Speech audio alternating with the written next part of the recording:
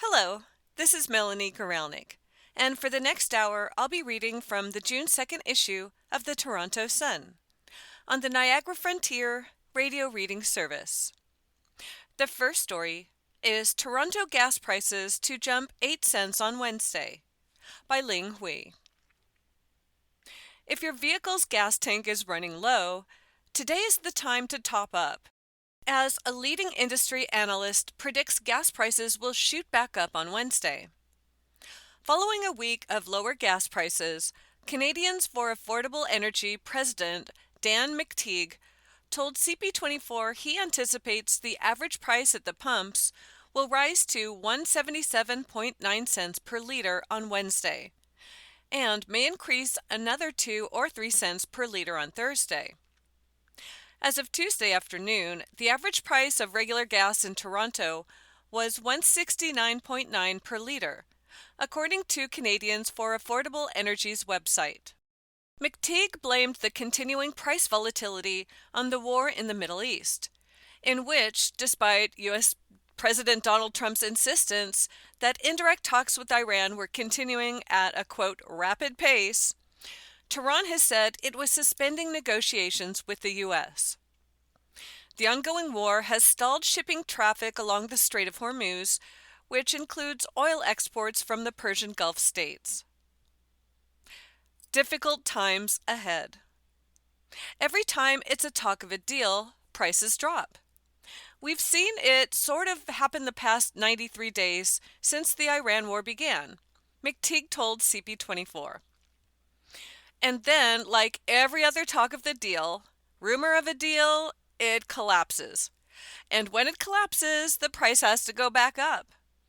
That's simply because the world is draining rapidly reserve supplies of oil, he said. McTeague said he expects the price of gas to go up more rapidly than I think most are comfortable with, and predicts we're in for some really difficult times ahead. That story was Toronto gas prices to jump 8 cents on Wednesday by Ling Hui. The next story is, was Toronto cyclist takedown good policing or police going too far? By Joe Wormington. When police officers tell you to pull over and you don't, has it ever worked out well? Did the cyclist get what he deserved? Or did Toronto police go too far in this dramatic two-wheel takedown? There are different points of view, but one thing everybody understands is whether it's on 18 wheels, 4 wheels, 2 wheels, or 2 feet, police are going to use their authority if you try to flee from them, no matter what mode of transportation you are using. Trying to flee from police is what is being alleged here.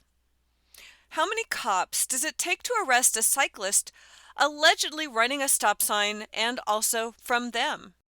A viral video on social media captured in the Queens Quay and Bathurst Street area at 6:27 p.m. on Sunday, May 31, shows 4. Appropriate? Too many? There is no middle ground. People are entrenched in their views. Quote, "We have video of what appears to be multiple Toronto police officers tackling, pinning down, and arresting a cyclist during a TPS stop sign trap on the Martin Goodman Trail this weekend," said the biking lawyer David Shelnut, who so far is not representing the accused. Shelnut said the cyclist asked, "What did I do wrong?" An officer, he said, replied, "You didn't stop." From there, the video shows 3 officers on top of the rider with a 4th officer assisting them. You can hear shrieks of discomfort. Officers will support each other when they are having difficulty gaining control of a person they are arresting. Shelnut, however, tells the Toronto Sun that if all of this was for a stop sign violation, this is a grossly excessive use of force for a traffic infraction in an area that has poorly placed a stop sign and should be a yield. And we call upon Mayor Olivia Chow and local councillor Asma Malik to look into this. What Toronto police said. In a next post, TPS said, quote, "Police were conducting cyclist stop sign enforcement in the area of Queens Quay West and Little Norway Crescent. The division had numerous community complaints regarding cyclists failing to obey the posted stop sign at the intersection.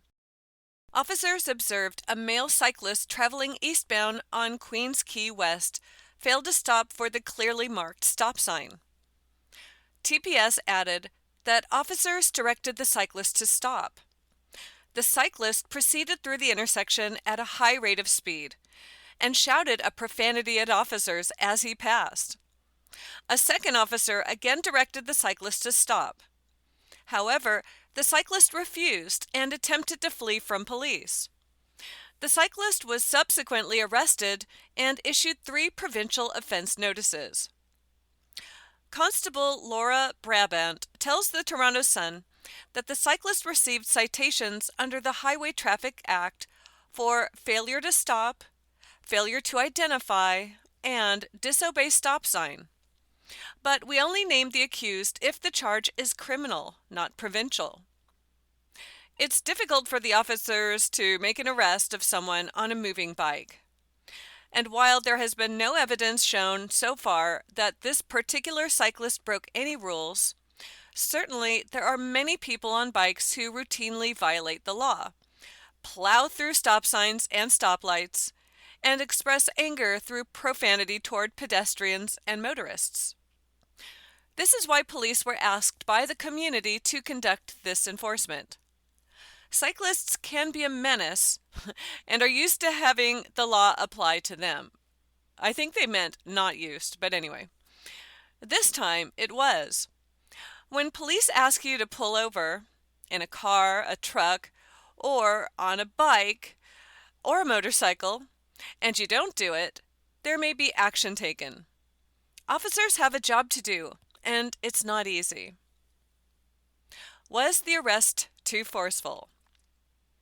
So, police doing enforcement is a legitimate pursuit.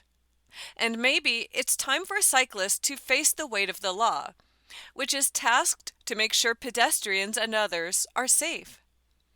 That said, Shellnet argues, quote, "Using force in this manner to hit a cyclist off their bike for a traffic infraction is incredibly dangerous and a possible example of excessive force."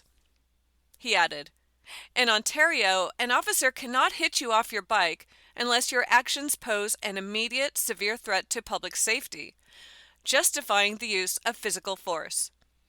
This does not appear to be the case here."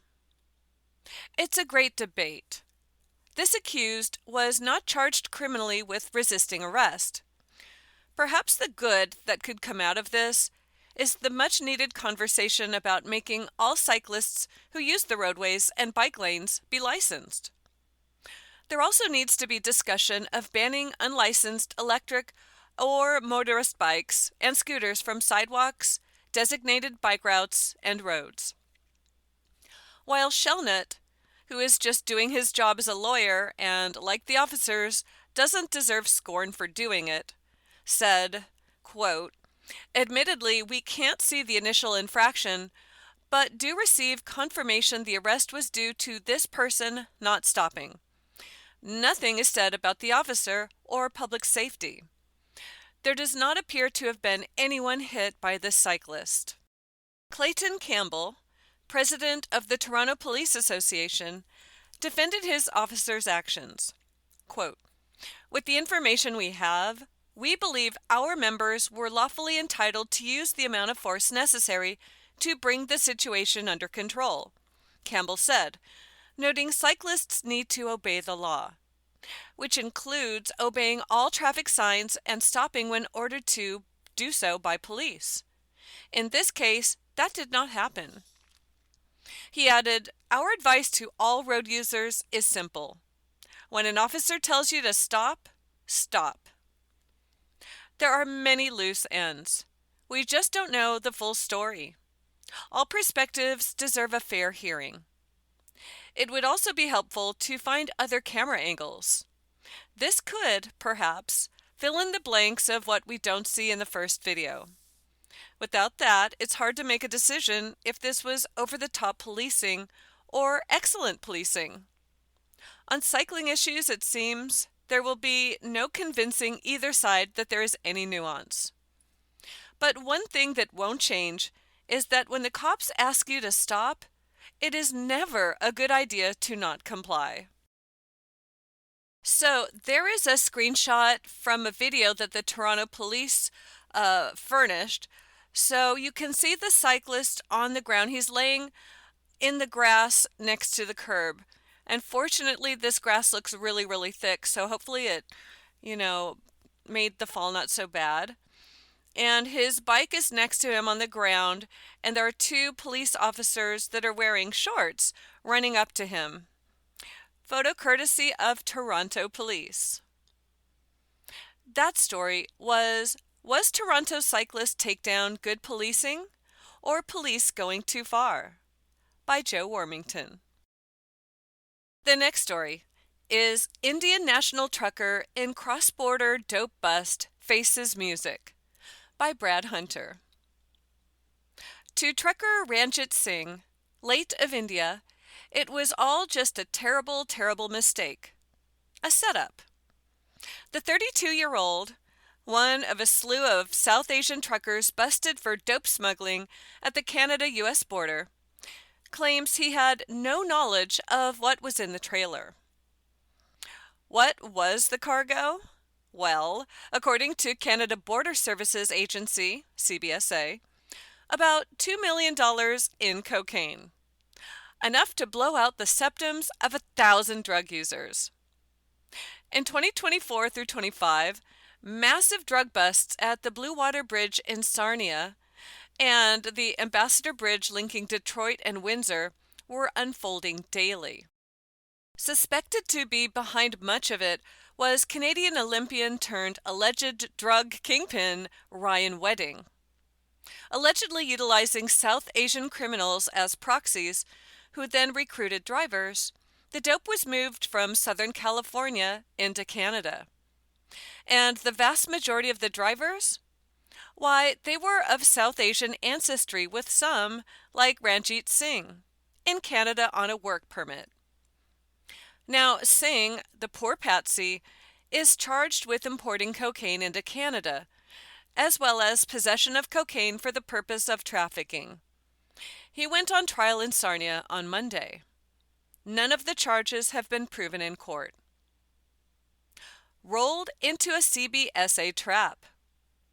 What Singh could not have known was that Homeland Security and the CBSA knew he was rolling straight into their spider's web. In early 2024, in April, Singh made a delivery in the U.S. and then picked up pallets from 3 different locations before returning to Canada. CBSA agents had placed what's known as a National Targeting Center notice on Singh's truck and trailer. The feds call it a risk-based targeting methodology to identify incoming high-risk shipments for examination.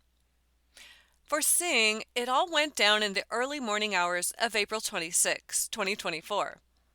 He got the bad news CBSA officers were thoughtfully providing him with a secondary inspection.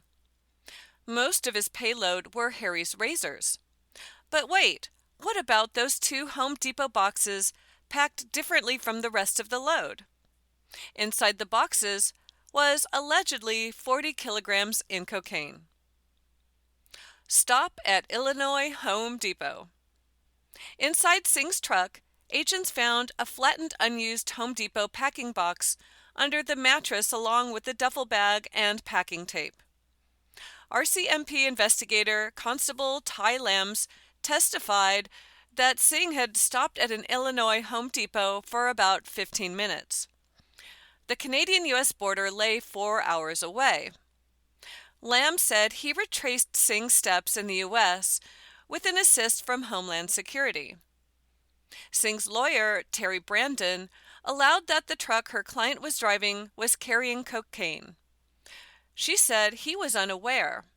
That could be true. Nor is it known whether the accused was working with the wedding party. However, What also is true is how deeply wedding's nefarious tentacles are embedded in the trucking industry. In 2024 alone, CBSA seized about $75 million in cocaine at southern Ontario border crossings. The amount jumped again in 2025.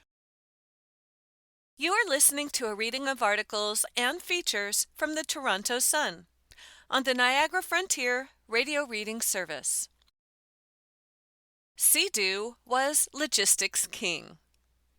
Wedding, who was arrested by the U.S. in January, allegedly ran a $1 billion drug empire with close ties to the Mexican cartels. Drivers were reportedly paid around $220,000 per shipment.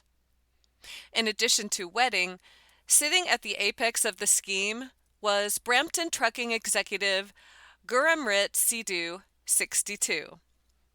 Last March, he copped in a Los Angeles courtroom to orchestrating the logistics of the cross-border smuggling. Nicknamed the King, Sea-Doo admitted his role in the enterprise. Smaller fish have already been caged, and many of those charged have yet to go to trial. Former trucker Ranjit Singh's day in the sun is expected to last 3 weeks. He will not be the last. There is a booking picture of Ryan Wedding. It doesn't say when, but he's got short, really buzzed brown hair, brown eyes, and like a 5 o'clock shadow. And he's just wearing a plain green t-shirt. Photo courtesy of U.S. Embassy, Mexico City. That story was Indian National Trucker in Cross-Border Dope Bust Faces Music by Brad Hunter. The next story is Ambassador Peter Hoekstra fans the flames of the 51st state debate by Brian Lilly. Ambassador Peter Hoekstra is kicking a hornet's nest by posting about Canada becoming the 51st state. Donald Trump's point man in Canada, a man who has had a really rough ride since he got here, is in Quebec City for meetings that by accounts were going well, and then Hoekstra did something stupid on social media. He took what Donald Trump had said on his Truth Social account and shared it on his own account. Quote, 51st state! Exclamation mark. Trump posted to Truth Social just before 9:30 Monday evening. The post included a link to a Bloomberg article on how Canada's economy has dipped into a recession for the first time since 2020. On Tuesday morning, just after 8 a.m., Hoekstra posted a screenshot of Trump's post combined with a screenshot of the Bloomberg article. He offered no further comment beyond sharing the photos, but any reasonable person could look at that and rightly think that the Ambassador Hoekstra is endorsing Canada becoming the 51st state of the USA. If that's his view, then I would agree with calls to kick him out of the country. We don't need diplomats in this country who actively try to undermine Canadian sovereignty. What Hoekstra has said on the issue. Hoekstra was asked during his confirmation hearing whether Canada was a sovereign state. Canada is a sovereign state, yes, Hoekstra said before going on to say he didn't know about the relationship between Trump and former Prime Minister Justin Trudeau. In media interviews, he has put the 51st state issue in the rearview mirror. Quote, from my standpoint, from the president's standpoint, 51st state's not coming back. It's done, Hoekstra told the National Post last year. In an interview with me last June, Hoekstra tried to downplay the 51st state issue, but said if the president brought it up, he wouldn't tell him that he couldn't. While the ambassador has tried to claim the offer was a term of endearment for Trump, a show of how much Trump loves Canada, he has clearly heard how Canadians feel. He has been told in no uncertain terms that Canadians view the calls for Canada to become the 51st state as offensive and aggressive. which is why his decision to repost Trump's comment and to go out of the way to combine two separate screenshots is so puzzling. What the embassy says on the issue. I submitted several questions to the embassy about that post, including asking if the ambassador was now endorsing the 51st state idea, what his intention with the post was, and how reasonable Canadians should read the post. This is amplification of the President's Truth Social post, which is our usual practice, came the reply from an embassy spokesperson in Ottawa. Trump posts a lot of things on Truth Social, and not all of them, not even a fraction of them, are reposted by Hoekstra. Hoekstra's job is to defend America's interests in Canada, to represent the Trump administration. Reposting a trolling comment from the president about Canada becoming the 51st state does nothing to advance the interests of either country. Since arriving in Canada, Hoekstra has been attacked, often unfairly, for doing his job and speaking bluntly. When he is attacked for helping to revive and amplify the 51st state talk, which will further harm relations between our two countries, he will deserve everything he gets. This post was incredibly stupid and tone-deaf. Okay. There is a very interesting picture of Pete Hoekstra here. It's pretty unfortunate because he looks like he's having a stroke. I mean, I'm sorry, but that's how it looks. So he is wearing a gray suit with a blue shirt and this red and blue tie. He's wearing glasses. He's kind of got a round face, very short gray hair. And he's got both of his hands up in the air and he's leaning to the side. His eyes are kind of rolling back in his head. He looks disturbing a little bit. It's not his best look. I don't know why they chose this picture. Anyway, photo courtesy of Tony Caldwell via Post Media. That story was Ambassador Peter Hoekstra fans the flames of the 51st state debate by Brian Lilly. The next story is CBC viewers critical of broadcasters' bias after Travis Darnage claims by Spiro Papakowski. Many CBC viewers lost trust with the broadcaster after former TV host Travis Darnage revealed he was told not to book conservatives on his show, according to a report. Access to information records obtained by Blacklock's reporter indicate the CBC received a deluge of criticisms from viewers. Finally, the truth has come out, one viewer emailed, according to the 142-page document. Canadians have lost trust in the CBC. You guys are awful, wrote another. Your bias is there for the world to see. Darnage, who was the host of Canada Tonight, testified March 10 before a House of Commons Standing Committee on Canadian Heritage that he was removed from the air shortly after posting a tweet in April 2024 that his show, quote, requested an interview with the then CBC president, Catherine Tate, and the request was declined. Internal intimidation alleged. He raised serious concerns about the publicly funded network, alleging political bias, internal intimidation, and editorial gatekeeping. This is not about left or right, he testified. It's not about one tweet or one career. It's about systemic control, tokenism, selective enforcement, and a toxic culture where intimidation went unchecked. Darnage's revelations with the CBC didn't sit well with many of the broadcaster's viewers. Taking money from all Canadian taxpayers while only representing the Liberal point of view is a travesty, wrote another critic. The CBC has become Canada's Pravda. I am saddened and disgusted. Darnage testified that he was not even allowed to contact conservatives because Power and Politics, hosted by David Cochrane, was the show where those voices were usually heard. Can't even call Pierre Poilievre. I wasn't even allowed to pick up the phone and call to request Pierre Poilievre, he testified. Look at what happened when I had Melissa Lantsman on my show. I was threatened with being pulled off the air, and the CBC then said in a news statement that they didn't threaten to do that. There were recordings of them trying to do this. Following Dan Raj's testimony, Conservative MP Carol Yancey pointed out that Liberals didn't ask him about his claims during the hearing.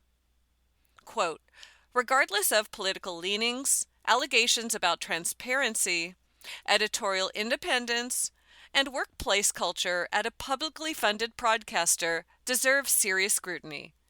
Yancey, who represents the Long Range Mountains riding in Newfoundland and Labrador, shared on Facebook. Quote, Canadians should expect accountability from institutions funded by taxpayers. One viewer complained that CBC was not covering Dan Raj's testimony to the Standing Committee, calling its management cowards. How far can this go before you realize you have a problem? The angry viewer wrote. Grotesque liberal bias. Another viewer complained of grotesque liberal bias, and the broadcaster being elitist scum to the CBC's ombudsman, which received a reply. Quote, I would request that in the future you express yourself in a polite and respectful manner, replied the ombudsman. Brodie Fenlon, CBC editor-in-chief, said in an email that the CBC tried to achieve balance over time, but not in every show or story. We hear from people who perceive our bias as right-wing and left-wing, as pro-liberal and as pro-conservative, as pro-Israeli and pro-Palestinian, as pro and con issues of public interest from vaccine hesitancy to trans rights, wrote Fenlon. These perceptions of bias, whatever direction they take, are of great concern to me and to our editorial leadership. That story was CBC viewers critical of broadcasters' bias after Travis Dan Raj claims, by Spiro Papakowski. The next story is UFC champion Sean Strickland knocks out transgender woman in fake Bud Light ad, by Dan Balicki. Sean Strickland is both a reigning UFC champion and a champion of controversy. The middleweight champ of the world's largest mixed martial arts organization is stirring the pot on social media once again, posting a controversial video as Pride Month begins. In the video that Strickland shared on Instagram, he is seen knocking out a transgender woman during a fight in the octagon. Ugh. What happens in the video? In the clip, which appears to have been made using AI, Strickland is seen landing a strong kick and several punches to his opponent, who has long hair in a ponytail and is wearing a pink dress and gloves. The opponent staggers back toward the cage, where Strickland then lands several more punches before knocking them out with 2 knee strikes, causing the referee to step in. The clip ends with the tag promoting Bud Light as the official beer sponsor of UFC. Quote, I've yet to see one rainbow flag. We're back, Strickland captioned the video while tagging Bud Light's official account. The beer giant did not immediately respond to a request for comment about the video. Strickland also took to X to post about Pride Month being far less gay. Quote, say what you want about Trump, but June has got far less gay, he wrote while adding slapping hands emojis. What other controversies has Strickland been involved in? Strickland has been one of the most outspoken athletes in UFC. Over the past few years, he has made controversial comments about race, transgenderism, and LGBTQ rights. After initially expressing his support for Donald Trump, Strickland has recently become a harsh critic of the U.S. president over the ongoing war with Iran. He also sparked outrage online after saying he had an excited reaction to viewing the video of Charlie Kirk being shot. How is Strickland's MMA career? The 35-year-old fighter recently regained the UFC's middleweight title, defeating champion Khamzat Chimaev via split decision at UFC 328 last month. Strickland previously won the championship in 2023, before losing it to Dricus du Plessis in January 2024. He has a career record of 31 wins and 7 losses, including 12 wins by knockout. There is a picture of Sean Strickland as he's exiting the ring after his victory, when was it? UFC 328. So he's shirtless. He's wearing that giant belt that says UFC in gold, and it's kind of in a hexagon shape. And he's got on these like really tight white shorts, and they look like they have blood on them. I guess I shouldn't be surprised. He's also has these like fingerless thick gloves on too. He's bald, and it looks like he has a bloody nose. Photo courtesy of Getty Images. There is also a picture of Sean Strickland's Instagram post that he made, and it says, like what it said before, say what you want about Trump, but June has got far less gay. There's 4 hand clap emojis, and it also shows that 24,000 people hearted it, and there were 860 replies. That's courtesy of Sean Strickland. That story was UFC champion Sean Strickland knocks out transgender woman in fake Bud Light ad, by Dan Balicki. You are listening to a reading of articles and features from the Toronto Sun on the Niagara Frontier Radio Reading Service. The next story is majority of small businesses expect little to no revenue impact from World Cup survey, by Spiro Papakoski. This summer's FIFA World Cup may not be the financial windfall many Canadian small business owners were hoping for, according to a new survey. According to the 2026 Small Business Pulse by Merchant Growth, 58% of Ontario businesses expect little to no revenue impact from Canada hosting the soccer tournament compared to a typical summer. The survey, conducted nationally by Angus Reid and based on responses from 130 small business owners and 1,504 Canadians, also found that 1 in 5, or 22% of Ontarians, plan to watch World Cup matches at a locally or independently owned business, where patrons are expected to spend, on average, $54 on food and drinks. That is 11 times more than those who said they would cheer on their favorite team at a national chain during the tournament, or 2%. David Gens, founder and CEO of Merchant Growth, a Vancouver-based financial institution, said there is a large gap between consumer demand and the ability of small businesses to capitalize on it. Quote, "The World Cup is a major economic moment, but it will not benefit every small business equally," Gens said. Businesses with the right location, staffing, and cash flow may be able to turn increased consumer activity into revenue. Canada entered technical recession. After news that Canada had entered a technical recession this year, 4 out of 5 local business owners believe the country is already in a recession or heading toward one within the next 12 months, the survey found. Gens, who founded the small business financing company in 2009, warned that recession concerns, coupled with rising operating costs and trade uncertainty, are having a negative impact on small businesses.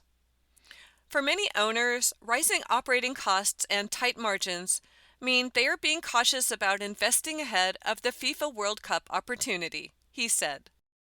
Protecting margins over growth. According to the survey, many Ontario businesses say they are focused on protecting margins rather than investing for growth. About 61% said they have cut spending, 34% delayed hiring, 30% reduced staff, 30% paused or canceled expansion plans, and 27% raised prices. With more than a week to go before the tournament kicks off in Canada, the United States, and Mexico, 33% of small business owners say they will not benefit from the games at all, while 28% say their location will not see increased foot traffic. Very few owners said they have made investments or changes ahead of the World Cup. Only 17% said that they have extended operating hours, 16% increased inventory, and just 11% hired additional staff. There is a picture of a portion of the Toronto Stadium, and all the seats are there in rows. They're red seats. And then behind the last row is a big banner that's red, and in white it says, #FIFA World Cup. And the point of this picture is that there's no one in any of the seats. Photo courtesy of Cole Burston via AFP via Getty Images. That story was majority of small businesses expect little to no revenue impact from World Cup, by Spiro Papakoski. The next story is Clarington man accused of anti-Semitic death threats. Cops probe TTC station assault, by Jordan Ursit. A 58-year-old Clarington man has been released on an undertaking after being accused of making several anti-Semitic death threats online. Durham Regional Police said Tuesday that the East Division Criminal Investigations Branch and the Hate Crime and Extremism Unit were tipped off about the alleged threats by Vancouver police and began probing the allegations in May. They said numerous threats were allegedly made on the X social media platform, which led to a search warrant being executed on Tuesday at a residence in Clarington, and a suspect being taken into custody without incident. David Edward Smith was charged with uttering death threats. Police are asking anyone with information about the case or similar incidents to contact the Hate Crime and Extremism Unit at 1-888-579-1520, extension 5800. Anonymous tips can also be sent to Durham Regional Crime Stoppers at 1-800-222-8477. Woman wanted after assault at TTC station. A woman who was walking with a toddler is wanted by police after being accused of assaulting another woman last week at Main Street Station. Toronto police said the alleged incident happened Thursday at about 5 p.m. in the Danforth Avenue Main Street area in the city's East End. Police said the suspect allegedly assaulted the other woman, who was hospitalized with minor injuries, in an elevator at the TTC station before fleeing the area. They said the suspect is about 30 to 40 years old, about 6 foot, and wearing a gray sweater, black top, black shorts, and a bonnet bandana. She was also carrying a green and red reusable bag. Anyone with information is asked to contact police at 416-808-5500 or Crime Stoppers anonymously at 416-222-8477. Suspect sought after stabbing victim seriously hurt in Oshawa. Cops are seeking information after a male victim suffered serious but non-life-threatening injuries from a stabbing on Saturday in Oshawa. Durham Regional Police said officers found the victim with several stab wounds at about 5 a.m. in the Simcoe Street, North Bond Street area of the city. He was then taken to a trauma center. Police said the stabbing occurred in a nearby field about an hour earlier.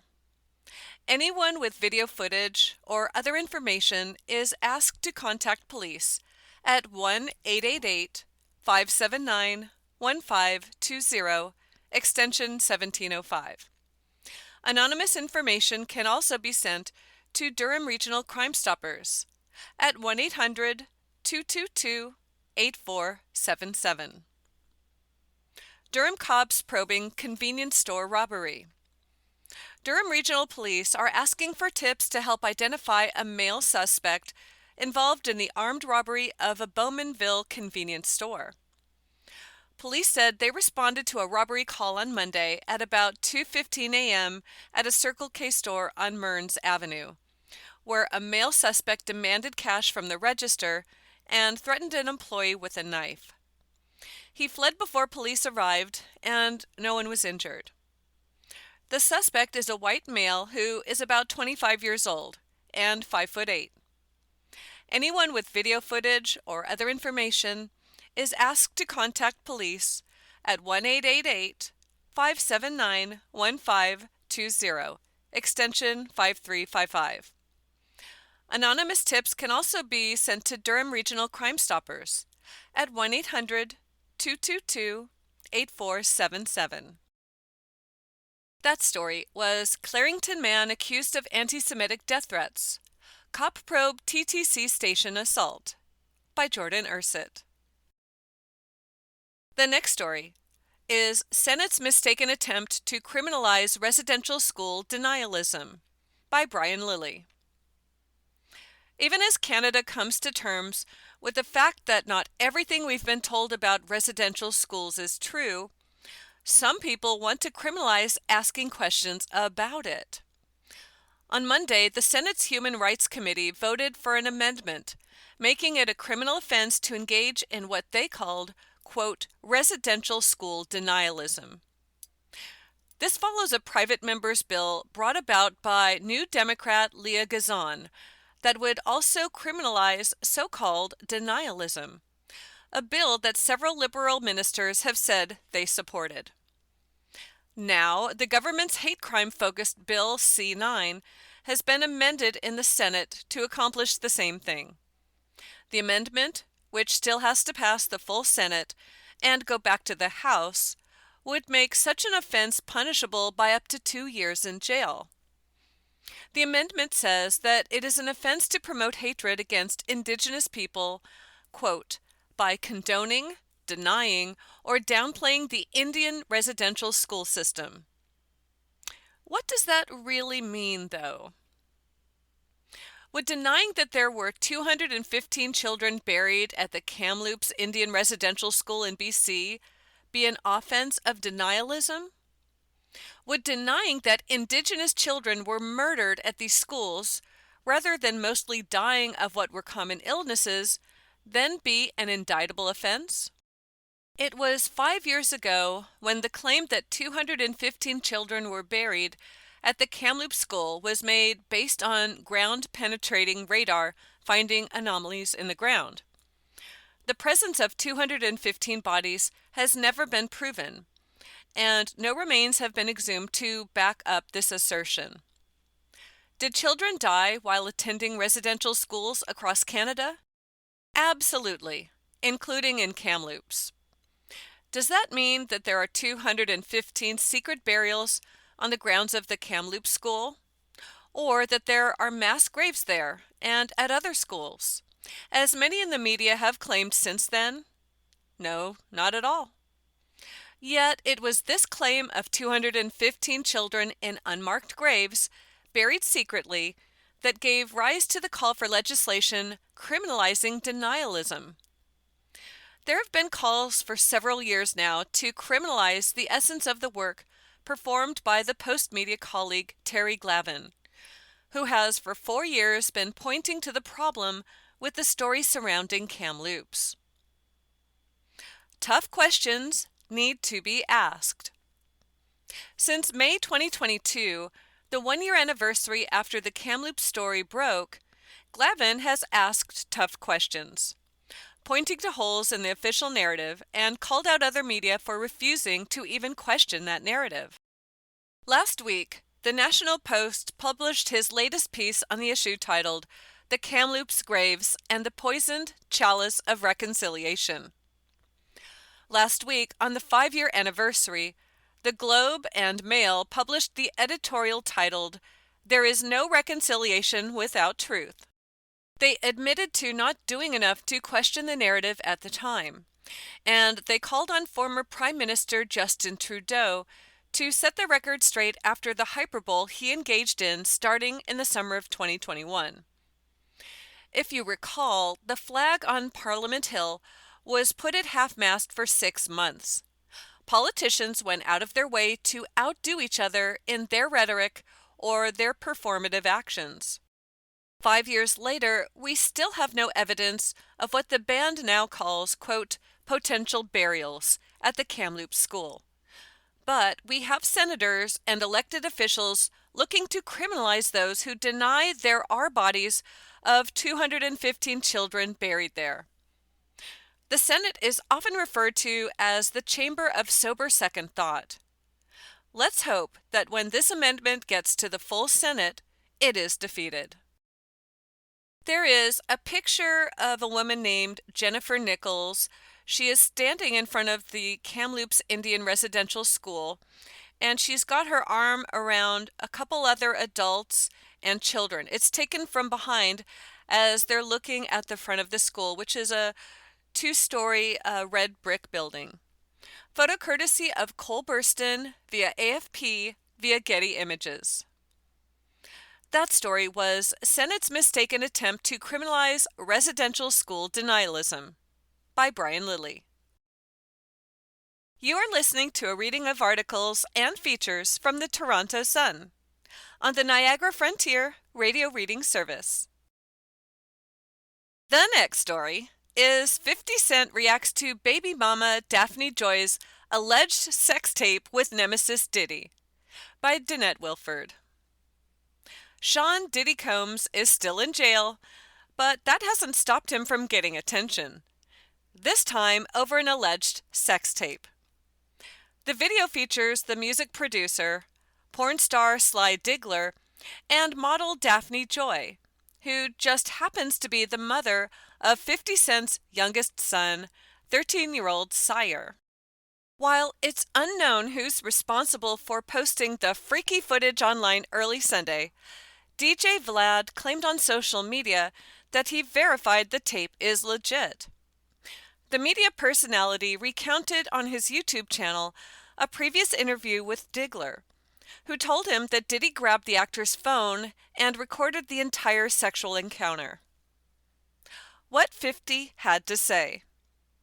50 Cent, real name Curtis Jackson, has spoken out in a pair of social media posts, including one in which he says that his son is the real victim. In response to one report in which social media users discussed the explicit, nearly 40-minute alleged video that emerged online, the rapper-actor wrote, "She's not a victim. Sire is. Can you imagine going to 8th grade to find out this is your mom?" 50 added, "The court system in LA thinks it's fine." Jackson has another son, Marquise, 29, with ex-girlfriend Shaniqua Tompkins. In another post, 50 shifted the attention back to Diddy and more blurry footage from the supposed video.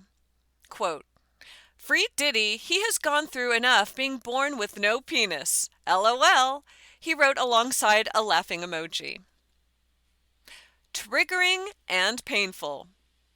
Joy, meanwhile, posted and then deleted a lengthy statement on her Instagram, claiming she did not consent to be filmed in the footage she called triggering and painful, per the Shadow Room. "The recent leak was a tape I never consented to being filmed on," she wrote. "I was blackmailed by the person in the video and was threatened if I didn't give him the lump sum of money that they would leak it on the web. A giant media outlet ended up buying it years ago, but they refused to post it after Joy informed them it was part of a revenge porn and extortion scheme. But here it is, years later, online." It took me all day to find the courage to rewatch my abuse, Joy wrote. Having to watch this tape was triggering and painful because only I knew the inner turmoil and pressures I felt in those moments. 50 versus Diddy. The release of the alleged sex tape comes months after the release of Netflix documentary Sean Combs' The Reckoning, which was produced by 50. A spokesperson for the Bad Boy Entertainment founder called it a shameful hit piece and said it was shocking that Netflix gave creative control to a longtime public adversary who has a personal vendetta against Mr. Combs and has made a career of slandering and defaming him. Jackson appeared on Good Morning America, where he defended the doc and why he took part in it. If I didn't say anything, you would interpret it as hip-hop is fine with his behaviors, Jackson told Robin Roberts. There's no one else being vocal, the Candy Shop rapper continued. So you would look at it and just say, mind your business, or let me not say nothing about nothing, or those things would allow an entire culture to register as if they're for that behavior. There's a picture of rappers 50 Cent and P. Diddy. They're performing on stage during Screamfest 2007.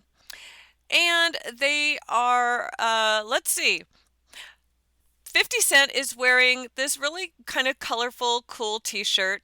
He's got on a white baseball hat that's kind of off to the side. And he's got his arms up like he's dancing. And then P. Diddy is wearing really oversized black jeans, a white t-shirt, a yellow jacket, and this massive gold necklace that has like a giant coin as the pendant. And he's holding a pair of glasses in his hand and then pointing at the crowd with his other. And he's got lots of bling, huge rings, big blingy bracelets, the whole 9 yards. Photo credit goes to Scott Grease via Getty Images. That story was 50 Cent reacts to baby mama Daphne Joy's alleged sex tape with nemesis Diddy by Danette Wilford. The next story is Chief Heart Surgeon at Jewish General Hospital quits province amid rising anti-Semitism in Montreal by Aaron Derfel. The chief of cardiac surgery at the Jewish General Hospital has tendered his resignation and plans to move to Atlanta in September, citing rising anti-Semitism in Montreal and worsening problems with the province's healthcare system, the Gazette can reveal. Dr. Emmanuel Moss, who has worked at the Jewish General for the past 10 years, has already informed his patients and his synagogue of his imminent move to the United States. Moss's departure makes him the second high-profile Montreal Jew, after Concordia University professor Gad Saad, to decide this spring to quit the city amid a sharp increase in documented anti-Semitic incidents in the past 3 years. During a May 12 appearance on the Joe Rogan Experience podcast, Saad announced he accepted a post at the University of Mississippi, where he had already worked as a scholar during a 2-year leave of absence from Concordia. He spoke of death threats he received while at Concordia, saying, "I'm now leaving in large part because it became difficult for me, if not impossible, to be a high-profile Jewish professor who supports the right of Israel to exist." In a post on the social media platform X, linked to the Gazette's article about his departure, Saad nonetheless thanked Concordia for the complete freedom that I was granted to pursue any research stream and any professional endeavor that I desired. Reached by phone, Moss declined to give an interview or to explain his reasons for leaving Montreal. But sources close to Moss confirmed that he and his family had grown disillusioned with growing anti-Semitism in Montreal, and what they viewed as a failure by authorities to crack down on incidents of Jew hatred, from physical assaults on Jews to vandalism of Jewish-owned businesses, and the firebombing of synagogue entrances, as well as the firing of bullets at a yeshiva.